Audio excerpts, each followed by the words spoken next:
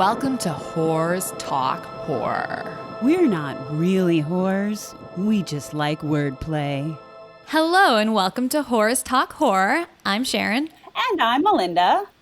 Today, we are very excited to be talking with Kerry Wieder, whose voice can be heard on the new horror/fiction podcast In Another Room by E3W Productions, which just premiered on August 10th, which I have to say was my birthday, and can be found streaming on a platform near you. Sharon, Spencer, and I listened to the first 3 episodes of this podcast, and they are pretty interesting and definitely creepy for sure. So we cannot wait to talk more about them. So welcome to the show, Kerry. Wow, thanks. Thanks for having me and happy late birthday. That was our gift to you, to give you the first 3 episodes of In Another Room on your birthday. When we saw your email, I didn't say anything, but I was like, oh, birthday present. So do you listen to a lot of fiction podcasts for horror as well? I do. I'm a fan of like Black Tapes and Tanis, and then Unwell, which quick shout out, my friend Bilal Dardai, who's an amazing writer. He's one of the writers on those podcasts. And so, yeah, so this was like right up my alley when Sharon. Wow. That's what I was hoping. Before we should probably let people know what the podcast is about. But before we get to that, why don't you tell us a little bit about yourself? Oh, sure. So I'm from California, which no one ever thinks I am. It's a strange thing where people think I'm from different parts of the world or different parts of the country, but I'm a very proud Californian. I have an undergraduate degree in politics from UC Santa Cruz. Our mascot is the banana slug. Hippy dippy school. Yeah. A beautiful, gorgeous campus. Ansel Adams photographed that campus back in the day. And then I have a Master of Fine Arts in Theater Performance from Arizona State University. As soon as I finished my politics degree, this is a little strange. I do things my own way. I always march to the beat of my own drummer. And as soon as I finished my politics degree, I started to go to junior college. I did that a little backwards and and started taking theater classes and acting classes as a hobby because I had taken a career workshop when I was finishing school, and they were like, your job might not necessarily be something you love.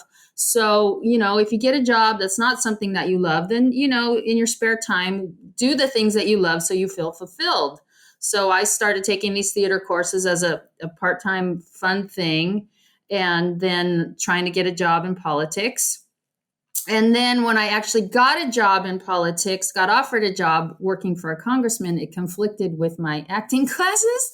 So then, that was the fork in the road. I've been pursuing acting ever since, and, working in restaurants and bars as my day or night job, whatever you want to call it, backup job, and then just doing any kind of acting job you can imagine. On stage, on screen, training videos, music videos, TV, film, you name it. And gotten into this kind of strange world in the last few years into the world of immersive theater. Do you do that? Do you go to immersive theater or? I actually worked and produced on the technical side for a theater company here in Chicago who does stuff like that, but not to the extent, based on the E3W website, not to the extent that you guys do. So we do want to hear more about that. Yeah, so a lot of people don't know what immersive theater is. So the touchstone, the one that's well known, is Sleep No More in New York. If I start to explain to people, I say, well, it's not where you walk in and sit in an audience. It's usually a small group of people. It's very intimate. It could be in a warehouse and you're led to different rooms of the warehouse, or it could be, in the case of In Another Room, we originally did it in the producer's house. It's this big old house in Koreatown in LA. And people were led to different rooms, and sometimes one person is pulled off and they it's kind of like you get different pieces of the puzzle. It's almost like a choose your own adventure, except the adventure chooses you, I guess. A certain actor might pull you aside and give you a little memento or tell you something that none of the other people in the audience know. They may touch you. You're not supposed to touch them, but they may touch you. They may whisper in your ear. So it's a different experience. It can be a tactile experience where you're touching things, where you're reading things, where you're finding clues. It's not necessarily that you're solving a mystery. Some of them can be that way. There could be a game element to it, but it's different than just sitting there and being kind of detached in the audience and watching something up on stage. And it's very intimate. It's going to be very interesting to figure out how to do it with COVID now. I think that's why they went to the podcast format, because they're just trying to figure out how to get this intimate experience with your ear now, because, we can't be in the same room together without masks and such. And we're not supposed to be in big groups. So this is the new challenge. And one of you in an email to me mentioned something about that this was an intimate work. And I do you remember, was it Mindy or Sharon? One of you said something about the intimacy of this in another room. I think you and I, this is Sharon, you and I did most of the corresponding. I will say that you mentioned grabbing the listener's attention through sound. I have to say that I was listening on my earbuds to the first 3 episodes and walking around my house.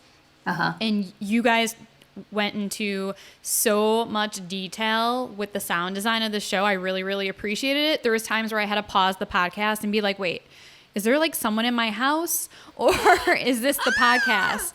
I just got the chills. It was almost like watching a TV show or a movie in surround sound. Like there was just so many sounds circling my head. And I don't know if it was just because I was using my earbuds to listen to the show. But yeah, it was quite impressive. So I will say that. That's interesting. That's interesting, because I did an interview where I told people, I was like, it might be too scary to listen on headphones. But yeah, they did talk about, I remember when we were recording, they said the sound guy was starting to build the rooms. So let me say this. Yeah. What this piece is about, my name is Wendy Morrow. I'm a paranormal fanatic research. Like I've dedicated my life to doing this research to the expense of a relationship with some of my family members, because I go off and explore these things. And this is one of my cases where I go to this old house where I think 74 people have died in this big old house. And so it's abandoned now. I get permission to go in and spend the night. Nothing creepy about spending the night in a haunted house, right? And I'm fully confident that I will be fine, and that even if something creepy happens, I'm a researcher and it won't affect me. And the thing about this house, and I don't know if this is real or not, you guys might, different paranormal experiences happen in different rooms. Like a ghost isn't going to necessarily follow you around the house. The person who, if they died in a bedroom, when I go in that bedroom, just their story is going to be told there. If I go into a different room. So is that a thing, like for you in your experience of spooky stories? Is that a thing where it seems to just happen in one place, or do ghosts seem to follow people throughout the houses? I'm asking you, Sharon and Mindy, what are your opinions on that? Well, not to be super nerdy, but I really do like watching like paranormal like shows, and even though I know some of them are not necessarily real, like the ghost hunter type shows, but the word on the street, we'll say that, is that there's residual hauntings, which are sort of like a tape recorder that, like, if something traumatic happens in one area, it'll stay in that area and just keep replaying. And then there are what they call, quote unquote, intelligent hauntings, which is like, like Kane from Poltergeist, like the scary old man that like follows them around no matter where they go.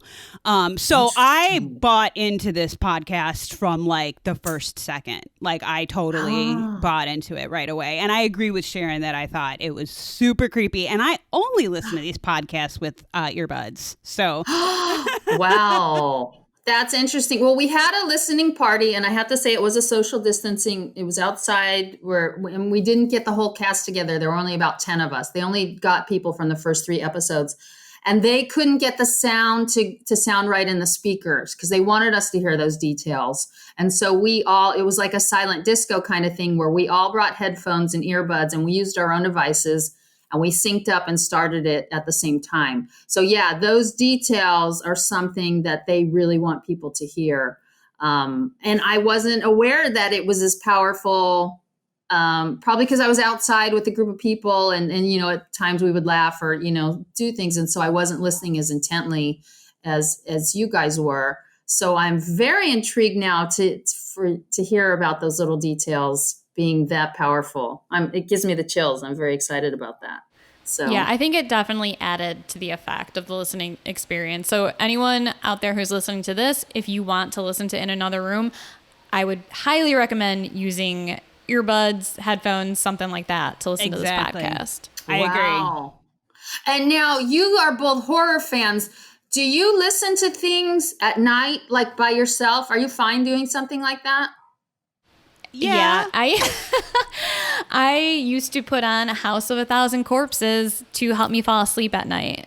To help you fall asleep?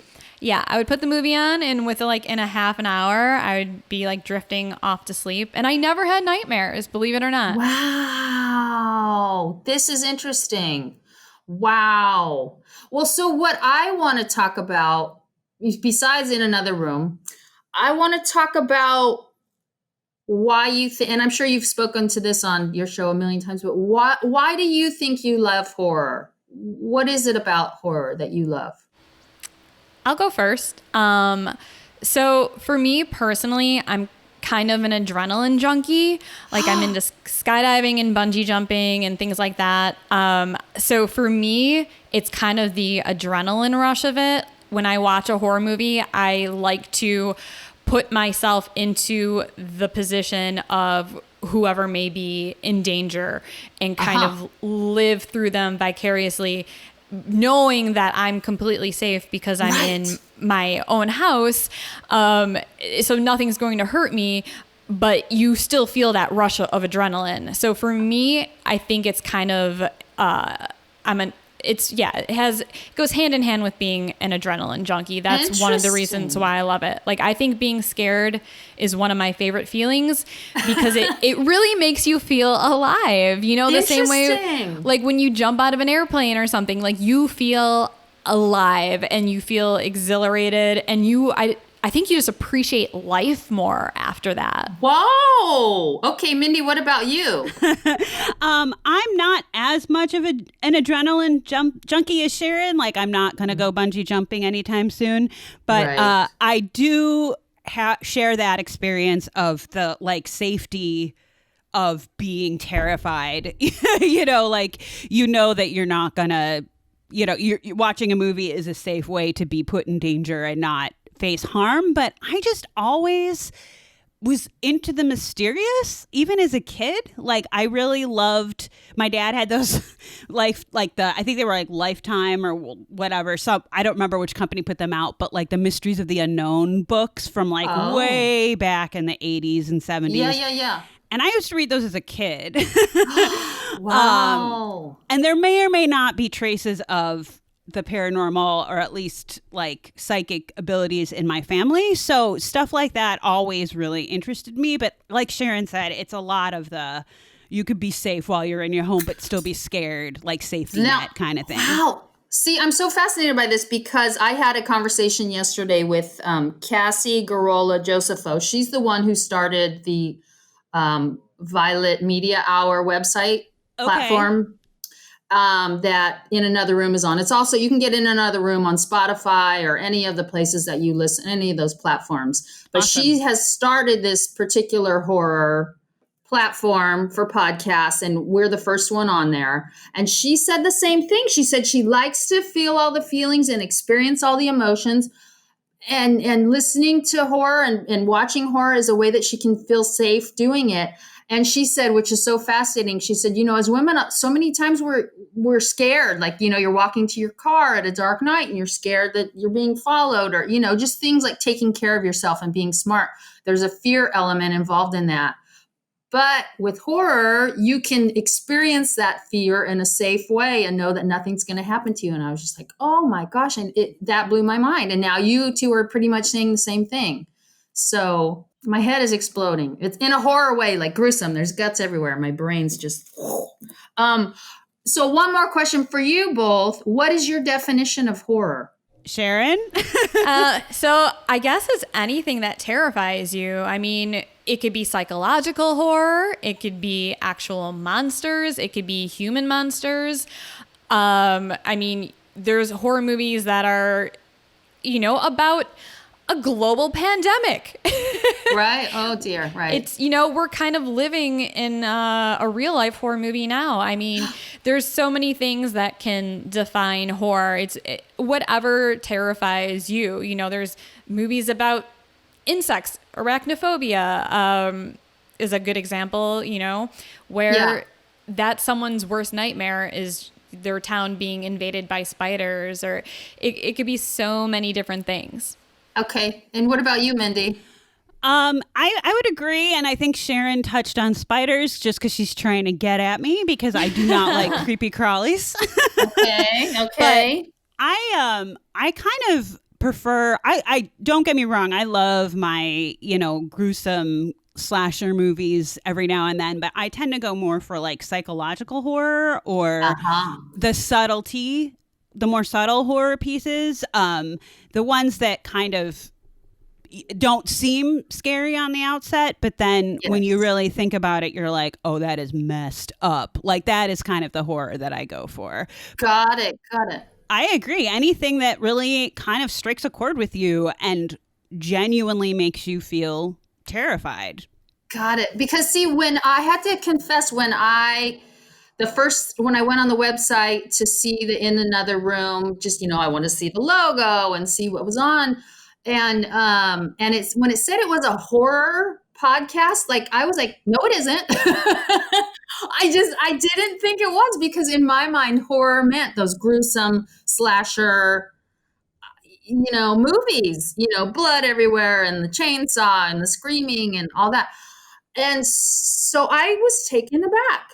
And it's still in my brain every time I log on to the website or I'm sharing the link with people, and it's, and I say it's a horror podcast, and I'm like, in the back of my mind, I'm like, no, it isn't. But now, talking to you, and I talked to Cassie yesterday, and I asked her, I was like, why is this called horror? And she said that, the same thing. For her, horror is anything that makes you scared or causes a physical reaction. And I was like, well, this podcast definitely does both of those things. Absolutely. So I have had to redefine in my mind what horror is by listening and participating in this project. So I'm changing. I'm learning. Well, we have a list of movies we could probably send you. If you don't like the gory stuff, but you like the scary stuff, I think we could probably send you some recommendations. Great. I love it. Yeah, I love it. I do love the ones that you were talking about, Mindy, where it's more of a psychological thing. Yeah. And those are harder to make. I mean, that's kudos to the writers and the directors of those. I think that anyone can, make something gory, but I think that what you're talking about, I love it. Scary. But I also don't like to watch I'm by myself. I'm quarantining by myself. And so so that's the problem that I haven't. I want to see the new Invisible Man with Elizabeth Moss. But somebody told me that's not super duper scary. So I was like, maybe I could watch that one by myself. It's tense, but. Well, expect an email after this podcast with some suggestions. I've got some homework to do, it sounds like. Yeah. One thing that I don't know that we asked you as of yet, but can you tell us kind of more about how you got involved with the show? Are you a company member with E3W? Yeah, it's an unofficial company. Okay. This happened accidentally. So I used to do a ton of theater, and I would do it for free, and I would if I was working in a restaurant, if I had day shifts, I would switch, I would switch everything around in my schedule so that I could go to rehearsals whenever they were and perform. And I would lose hundreds of dollars every time I did a play because, I was doing theater for free and I wanted the experience of doing theater. And I had cheap rent at the time. And then when I started living alone and living in a nicer place and my rent was more expensive, I couldn't afford to do theater. So that was a big bummer. And then my friend Shirley Jordan was telling me, she and I took an acting class together, and we always, keep in touch with each other and let each other know what we're doing and try to inspire each other and, whatever, share things about classes. And she was telling me she was doing a play with these twin brothers that she had done a student film for, and they were doing it in their house. And I'm like, what? They're doing a play in their house? And then she told me it sold out in the first day. And I was like, well, where did they advertise it? And she's like, Instagram. And I'm like, what are you talking about? And she kept telling me about this thing, and it takes place in different rooms of this house. And I was just like, this is the weirdest thing. Like, be careful. Like, I don't trust this. And then, and she invited me to go to a preview. And I think I had a shoot that day or an audition that day. And I had already driven out that way, and I didn't feel like driving out again. So I didn't know what this thing was. And then a few weeks into the run, she said, I booked a TV show. I'm going to have to miss a night of the show. Do you want to play my role? And she and I are very different types. She's older than I am. Just we're different. And I was like, okay, if you think I can do this. And I had these, I got the script and I had maybe a week to learn it. And it was like a huge monologue, pages long monologue. And not only was it a monologue, I had to like interact with people and move around a room and move them around a room and show them things. And it was like, okay, let me try to do this.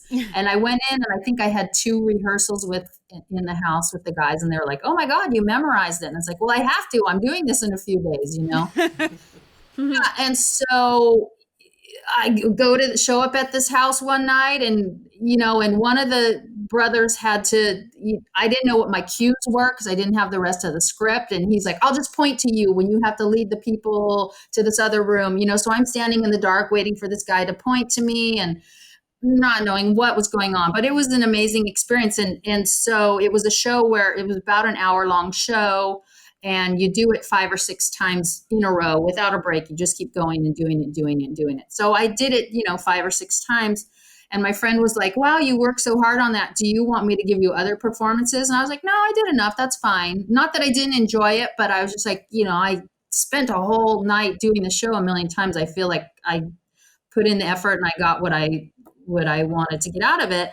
And then her mother got ill on the East Coast, and she said, I have to go to the East Coast. Do you want to take over the role for me? And I was like, okay. And it was exhausting, but exhilarating. And it paid. I said, does it pay? And she's like, no. And so I was like, okay, I don't usually do things for free, but whatever, I'll do it. And then at the end, I got a check, and I was like, oh, we were getting paid for that. I didn't even know. And fell in love with these people who were doing it, this production team. They're the most positive people. You meet them, and they're just like sweet, like the bird, when they walk in the room, like the birds are chirping, and it's just like, la, la, la. They're just lovely people.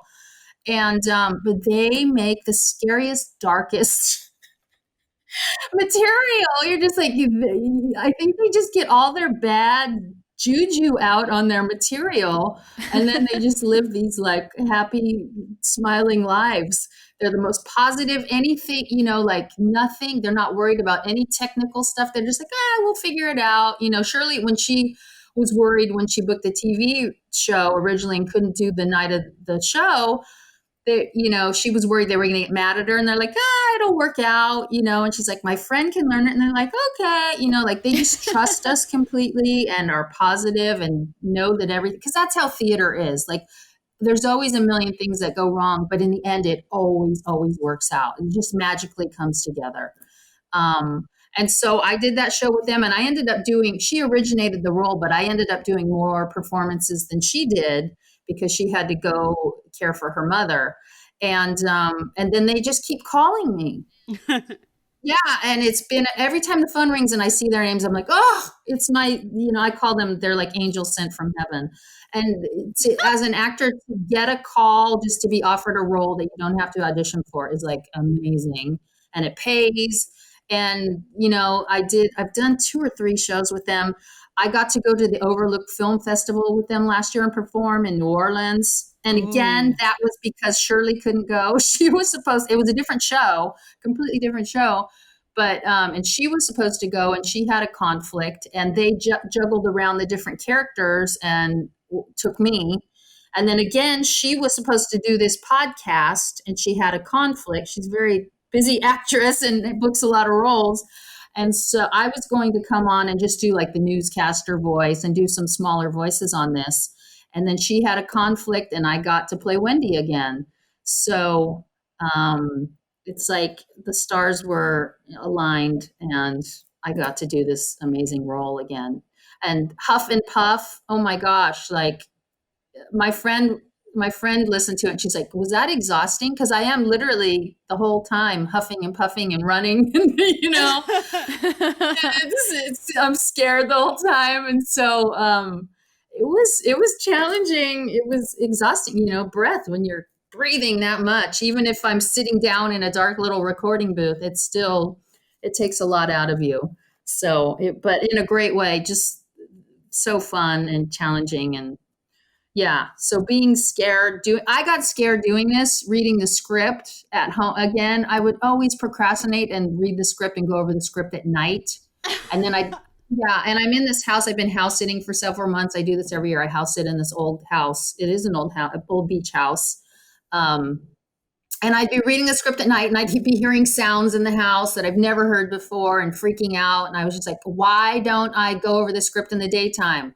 And then I'd forget and get busy in the daytime. And then at night I'd be reading the script and being scared. And I was like, damn it. Damn you, E3W. You're ruining my life. No, they're not.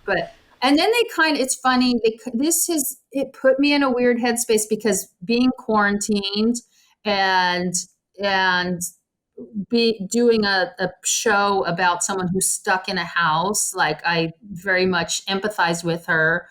But thankfully, I've never experienced ghosts in this house, but except when I was going over the script and I heard spooky sounds.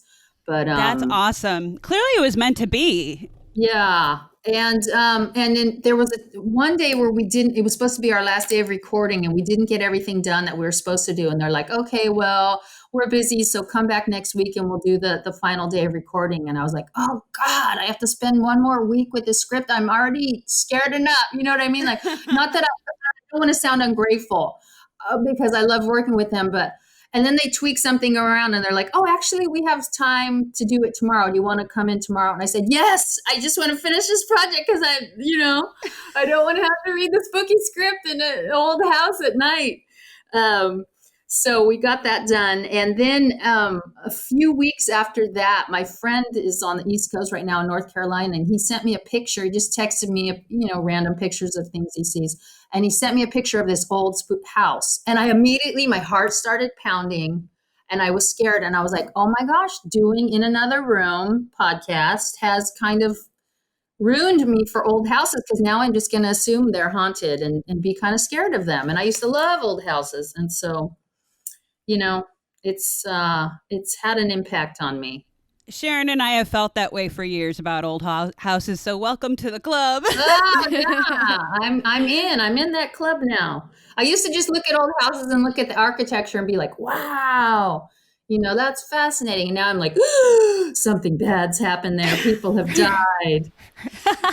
So no spoilers, but in scrolling through the images for the live experience for In Another Room, yes. Having listened to the first 3 episodes as we have, I immediately recognized a character whose story we've heard in the first 3 episodes. So my question is, are there a few new characters that have been created specifically for the podcast, or will we be seeing familiar faces, quote unquote, from the original show? There are new characters, and there are, if you were in LA and you saw the show here, there are characters that you saw in that show who are not in this. Oh, okay. So they created some new things. They actually did a second version of In Another Room that I wasn't involved in. They did it in another house. Somebody they knew had a house that they were moving, or they had moved out, and they're like, the new people aren't going to take it over for a month or two. You're welcome to use it for a show. So they went in and used that, and it was a smaller house. And I'm not familiar with those characters. I didn't get to see that show, but I think that there are some brand new characters in this. So yeah, don't go into this if you've seen the immersive show. Don't go into this thinking that you're going to know everyone, because you're not. And they had to tweak things. Even the second one with the Ouija board, that story, that one, oh my gosh, they took that scene just by itself to 2 years ago to the Overlook Film Festival and performed that. And it was a big hit. And it was so creepy. I mean, in person, oh my God, with the Ouija board and just the atmosphere they created. Crazy, crazy, crazy. Did you guys have Ouija boards when you were young? Not allowed. My mom read The Exorcist when she was like 14, and I was not allowed to have them in the house. But my dad played with tarot cards. Sharon? Tarot. Yeah, I was not allowed to either, and I don't think I would mess with that stuff now. So that would be a negative. Yeah. I wouldn't touch a Ouija board. I do play with tarot cards, but I don't think I'd touch a Ouija board. But that I will say that was my favorite story. It's a good one. Oh my God, it was so good. Yeah, I had to stand outside the door during the play. I had to stand outside the door and like be ready to take them out of that room. And so that was the only one I really could see. And it gave me the creeps. Oh my gosh. But yeah, my sister and I had a Ouija board as kids, and our neighbor, she wasn't allowed to play with it. Her mom somehow knew that we had it and told her she wasn't allowed to play with it, but I think she did anyway. But like, I think my mom, wasn't into horror at all and didn't see The Exorcist or any of that. So I think she didn't really know what it was. I don't know. My parents just didn't seem clued into what it was, so we had one. And, but yeah, it's really taboo for you two to both say that you wouldn't play with it. That just like blows my mind, because I would think that you would want to summon spirits. No? No, not the kind that Ouija boards typically summon. Okay. So again, so the Ouija board is something that kind of horror might not be safe. You talked about the safety of watching horror and listening to horror and maybe reading horror, whatever, but so the Ouija board is that's the deal breaker. My house was haunted growing up anyways, so I didn't need to attract any other forces, let's say. So, wow. Yeah. And did you ever try to get rid of the spirits in your house from when you were a kid? No, they were kind of sporadic and random. I grew up right with a nursing home right behind me. And we shared a fence with them. So I honestly think that maybe some of the people who died over there, their spirits kind of like wandered over onto our property now and then. So, yeah. So you think the spirits wandered over? I do. I just think it's because everything I experienced was so spread out. It wasn't, there was like a few things in my childhood that I remember. There was a few things as a teenager that I remember. And then like in my early 20s, before I moved out, that I remember. And there was experiences that were shared by me and other people at the same time. So I know it wasn't just in my imagination. Wow. Yeah. Woo. So there was a lot of weird things. And then even after I moved out and my mom continued to live in that house alone, she would still like randomly experience things here or there. So I'm kind of curious. I kind of want to go back there and knock on the door to whoever's living there, although now you don't do that. But maybe after the quarantine, go over there and just like talk to the new owners of the house to see if they ever experienced anything. I'd be really curious. Do it. I think that's amazing. Oh my gosh. Haunted houses. Ooh. So did you like to go to, do you guys like to go to haunted houses? Yeah, absolutely. Yeah. Sharon doesn't even hesitate. Yeah, she doesn't. Wow, okay. And Mindy? I actually would love to go to the In Another Room house because that sounds awesome. It depends on the haunted house for me, like the Halloween type haunted houses, you know. I growing up, I lived just a few blocks away from Sharon, and there was a rumor that that area of our town was built on a bedrock, which tends to be more conducive to paranormal activity because the house that I lived in that was like 2-3 blocks away from Sharon's, we experienced stuff too. And then my family and I moved just like a few blocks west. Just because there was another house my mom really liked, still in the same town, just, you know, a few blocks west from our first house. And when we moved there, nothing. No weird stuff, nothing. So I wonder if the environment had something to do with it, but so bedrock tends to. That's the rumor. We're not experts. I'm getting a lot of this again from like ghost shows and my dad's like his Lifetime books or whatever. Right. But that's what I guess the quote unquote experts seem to think. But I don't know if that's true. But Interesting. all I know is that we moved to a different location of the town and everything stopped. So it was strange. So you both grew up in houses with paranormal activity. Sharon more so than me, yeah. But yeah, it was weird. Oh. So speaking of, go ahead. Go on. I was just going to say, I had a conversation with two friends once who said they grew up in houses that they realized afterwards there wasn't necessarily ghosts or anything like that, but they realized that like really there was a really weird energy. Yeah. And they did weird stuff. Like one of my friends was talking about she would go to dry cleaners and ask them for the plastic wrap.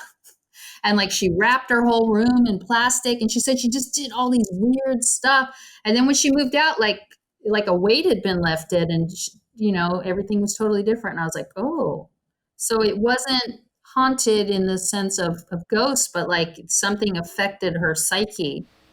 That's really interesting. And then my other friend who was there, she's like, same with me. We lived in a house at one point and this just, you know, really, we all were weird. And then when we moved, we were all fine.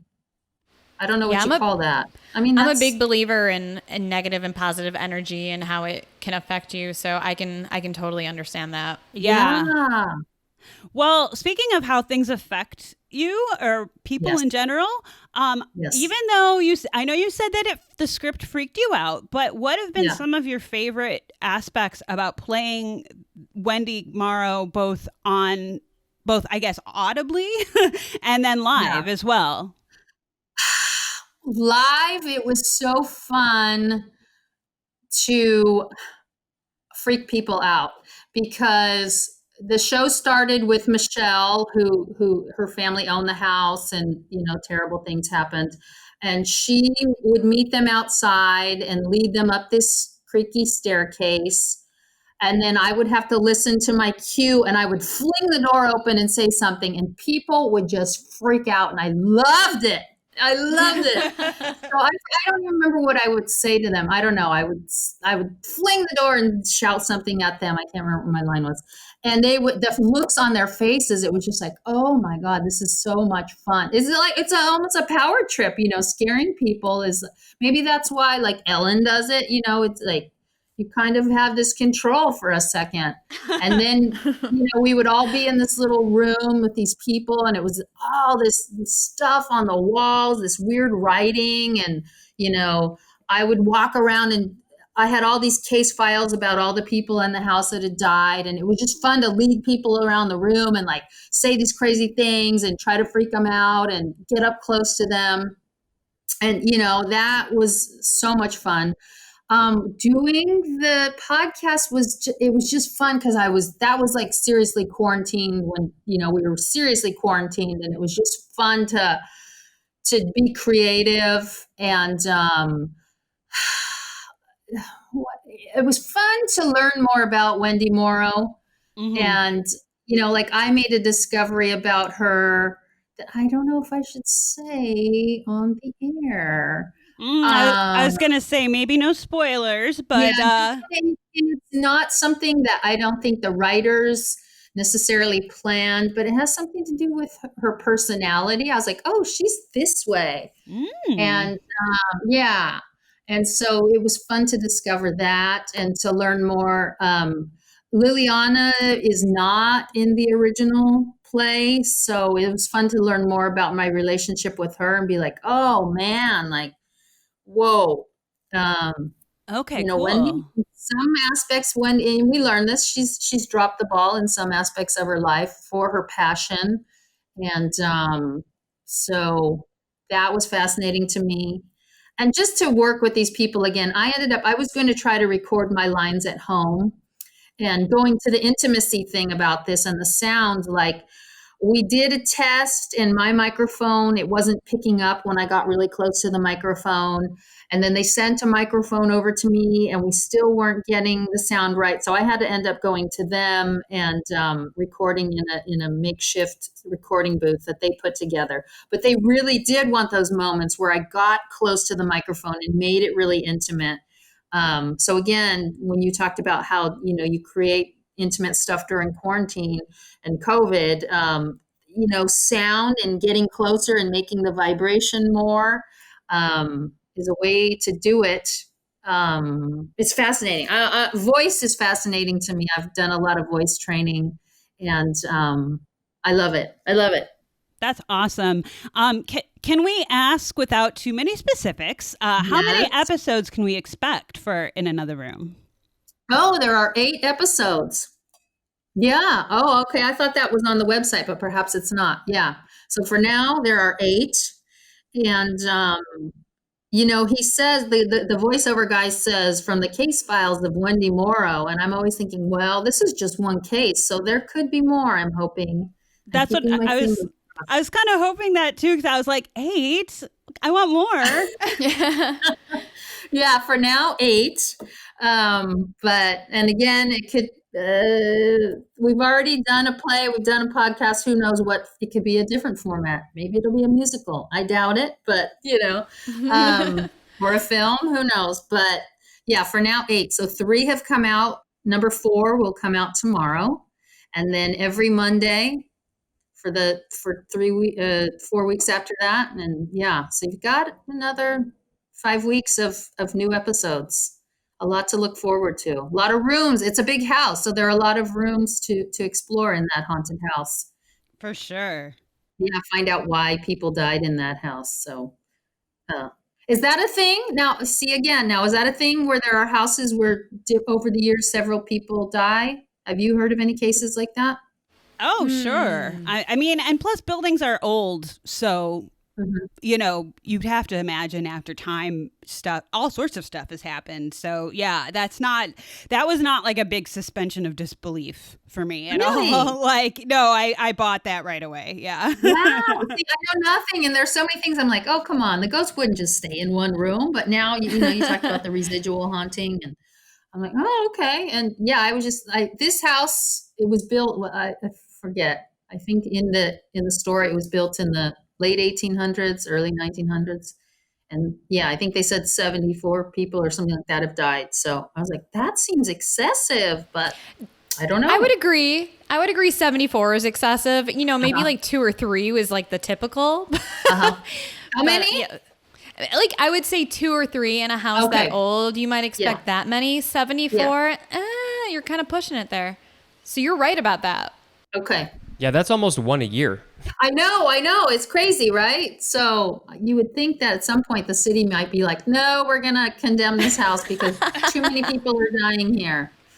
But yeah, so it's a dangerous house to live in. Mindy, should we jump into the lightning round? I think we should. Oh, okay. All right, Kerry. So we are going to do a quick lightning round. So just, don't really think about it. Just try and answer these questions as quickly as possible. Are you ready? Okay. Yes. All right. So before you did this podcast, did you consider yourself a horror fan? Yeah, no, not according to what my original definition of horror was. Gotcha. So what would you consider to be your favorite horror movie? Or if you can't think of just one, you can name a few based on your previous, criteria of what you thought horror was. Right. See, I haven't seen that many of like the slasher ones, but like scary movies, Poltergeist. I listened to your episode where you talked about Heather O'Rourke's death, and I was like, I totally was there with you. I'm a little bit older than you guys, I think, because I was a little bit older than she was. But yeah, Poltergeist, that was like the whole thing with Carol Ann and the TV and Come to the Light, Carol Ann. Like I was always like, what if I got trapped in a TV? And it's scary. That was creepy. Later on in life, that movie Copycat kind of ruined me for restrooms in public places. Like I'm always, when I go into a bathroom stall, I'm like, I know there's a killer in the next stall squatting on the toilet, and that's why I can't see their feet. Like seriously, that scarred me for life. Jaws. I saw Jaws. I don't remember much of it, but I live by the beach and I'm always like, yeah. And they have had a lot of great white sightings lately out there. So really? Jaws is on my mind quite a bit. Jaws, Poltergeist, Copycat. Okay. Those are some good ones. Do you have any favorite podcasts that you listen to? I'm not a big podcast person. I'm starting to be now that I'm guesting on podcasts. I listened to the first season of Serial. I listened to Mystery Show. I loved Mystery Show. I wish there was more than one season of that one. I've been listening to this one called You Must Remember This. These episodes about this woman in Hollywood named Polly Platt. Yes. Who was married to Peter Bogdanovich, and she did all this. It was crazy, all the stuff she did, and she got no credit for most of it. It was nutty, and her husband cheated on her with Sybil Shepherd, and so and then I now have been listening to since I knew I was going to talk to you, I wanted to know a little bit more about you, so I've started listening to Horse Talk Horror. Oh, thank you. Yeah. And would you voluntarily spend time in a notoriously haunted and or cursed house if given the chance? No, probably not. No. I was thinking about this yesterday because I had a feeling you might ask me that. No. Like the Queen Mary boat, is here in Long Beach. And it's haunted, and you can, well, I don't know if you can now, but pre-COVID, you could go and spend a night in one of the haunted rooms. And, my friend was going to do it. And I was like, no, that's not for me. No amount of money would make you change your mind? Oh, well, if there's money involved, perhaps, it would have to be a lot, and it'd probably be more than what people would be willing to offer. Maybe I'll say, I don't know, off the top of my head, I'd say 10 grand, but I probably would do it for 5 grand, maybe.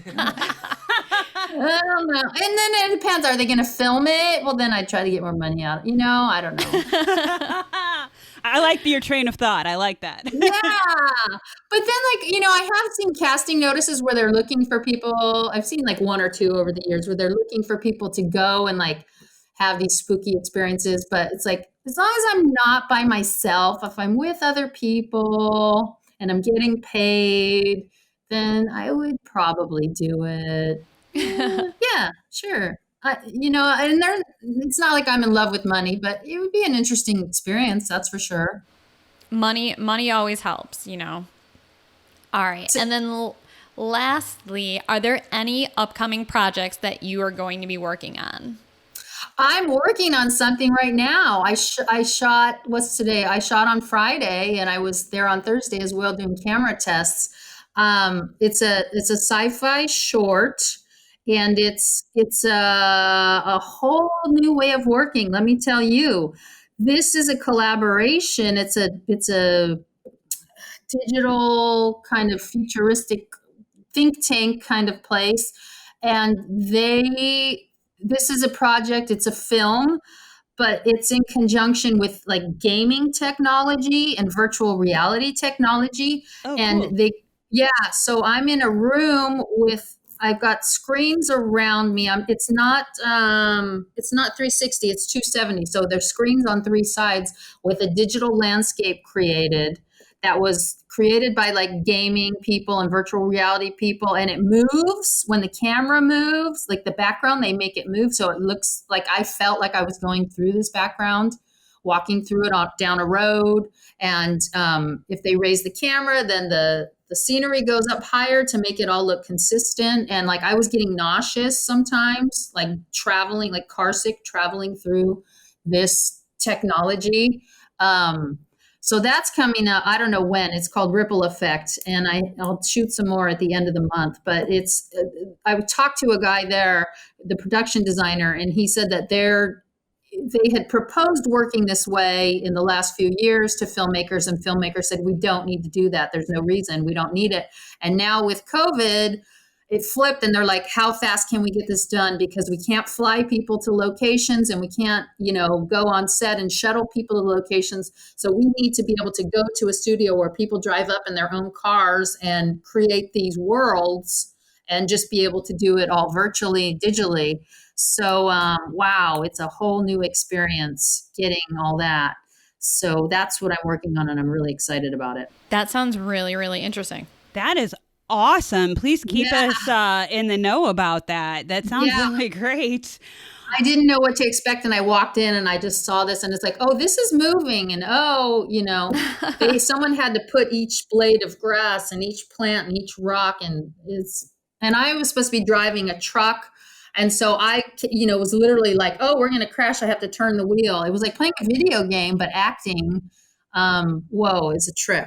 So yeah, I don't know when it'll be a short film. So it won't, it might be kind of hard to find, but keep an eye out for that as well.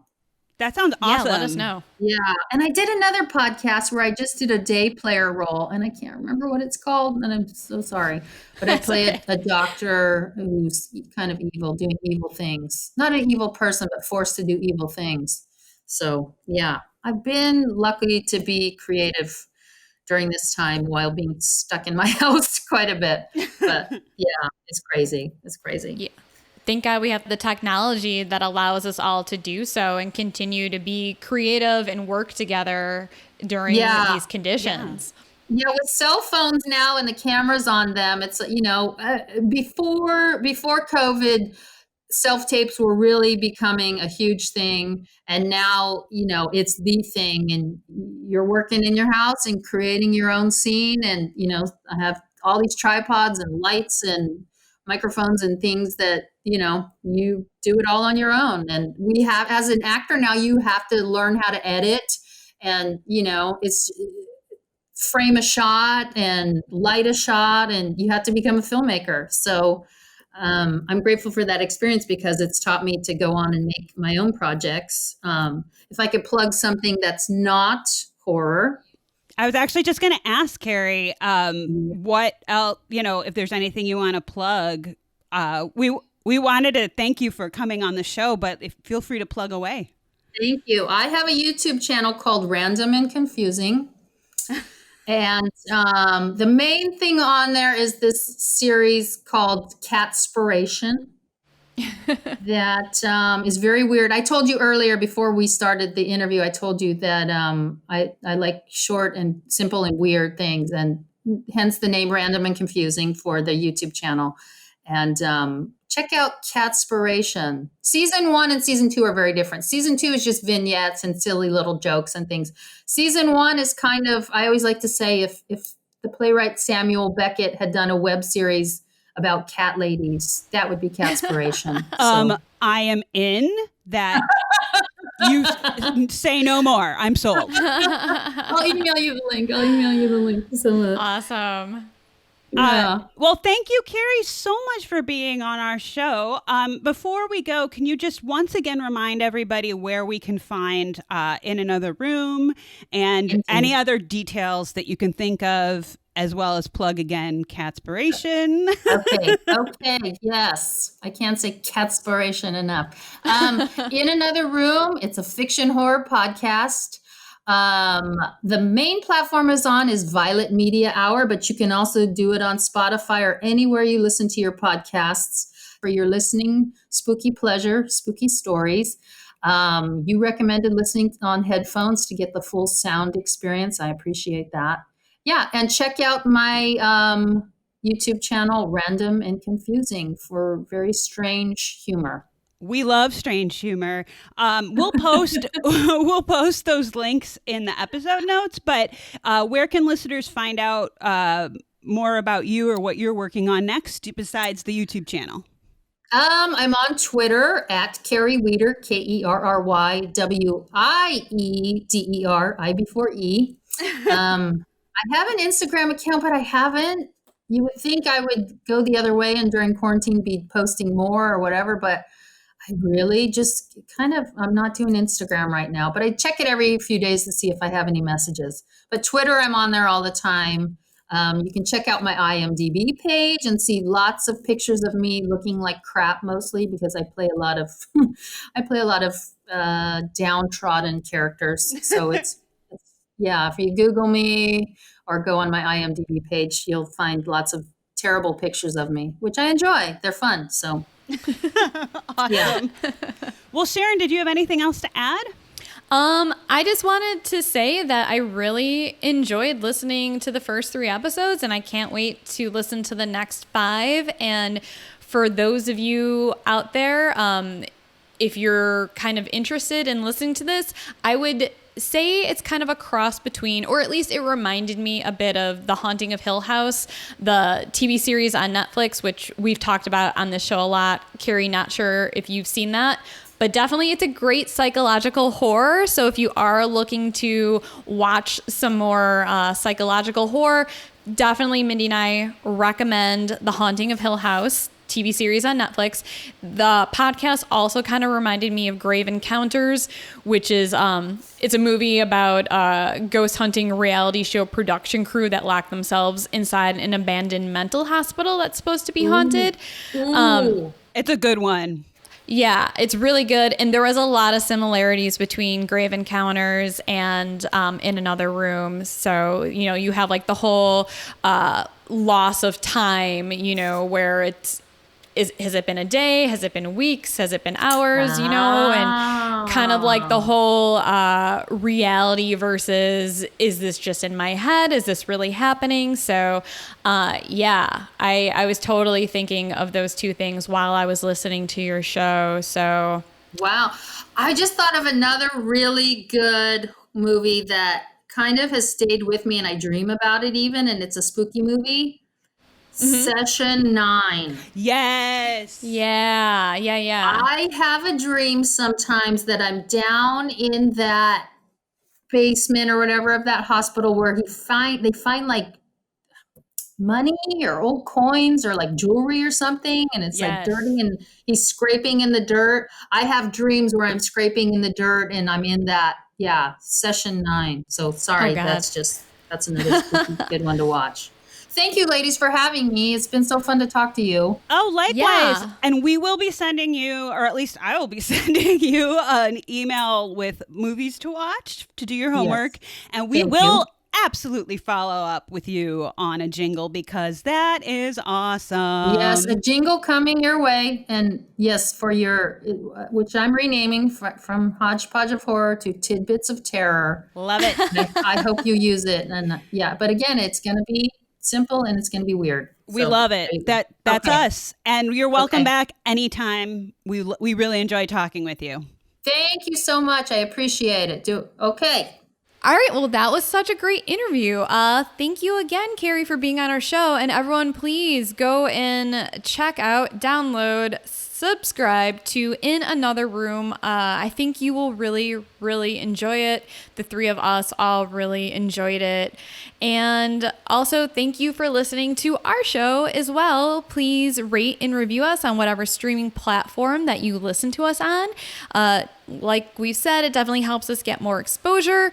It's free. It only takes a few minutes. If you are able to, please subscribe to our Patreon if you want to have early access to episodes, see exclusive posts, and maybe receive some cool shit depending on which level you choose. And if you go to Whores Talk Horror on Instagram, you can find the link to our Patreon there in our bio. You can also check us out on Twitter or Facebook, although we don't use those as much. You can always email us at whorestalkhorror@gmail.com if you want to share any suggestions for upcoming episodes. If you want to compete with Kerry and write your own jingle for Hodgepodge of Horror or what may be now Tidbits of Terror. I love it. Or if you're trapped in a haunted house and you really, really need help, I guess you can email us and we'll try and send help. But let us know anyway how that goes. If you have any stories about people who have died in your house, especially if 74 people have died in your house, you might want to let us know. You also might want to get your house checked out. You also might want to move. But yes, please send us any scary stories, ghost stories, creepy stories, true crime stories, or just email us to say hello. And as always, Thanks for getting creepy with us.